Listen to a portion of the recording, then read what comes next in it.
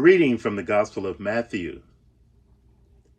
He came to his hometown and began to teach the people in their synagogue, so that they were astounded and said, "Where did this man get this wisdom and these deeds of power? Is not this the carpenter's son? Is not his mother called Mary? And are not his brothers James and John and Simon and Judas? And are not his sisters all here with us? Where then did this man get all this?" And they took offense at him. But Jesus said to them, "Prophets are not without honor, except in their own country and in their own house."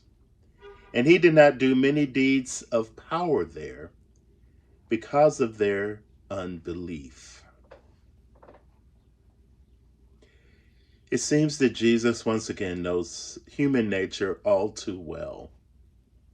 Why is it that we take the ordinary things every day to us? Why do we tend to take that for granted and not appreciate them that much over time? I'm thinking of my apartment, for example. Now, it's not extravagant by any means, but it is home and I do enjoy it. But it takes my friends and families who live elsewhere to help me appreciate it and see it with new eyes. My friends and family from New York, for example, will say, "Wow, look at all this space. How much do you pay for a place like this in Chicago? This is huge." And I'm like, "This little thing?" And my friends from the West Coast, for example, might say, "Oh, wow, I can't believe you're this close to the lake. How much do you pay for this? Wow, the location is wonderful." And I again will downplay it. But I'm grateful that they remind me of the treasure that I have right in my midst. Or say, for example, your health. I didn't really think about my health until I had health challenges. Or my job, for example. Taking it for granted when not everyone has employment. Now, it's one thing to take a job or one's health even, or an apartment for granted. It's another when we overlook people and take them for granted.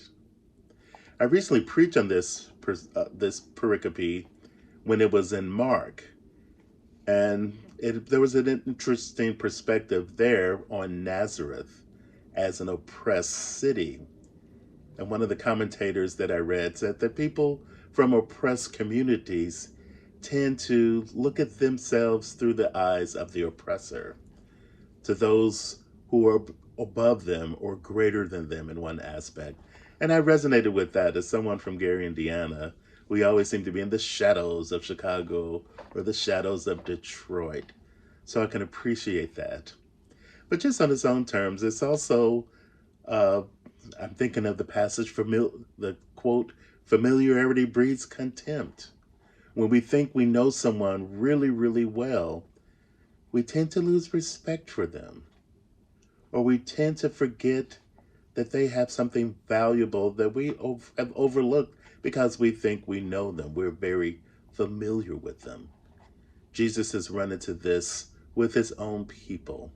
And it says he was not able to do miracles there because of their lack of unbelief.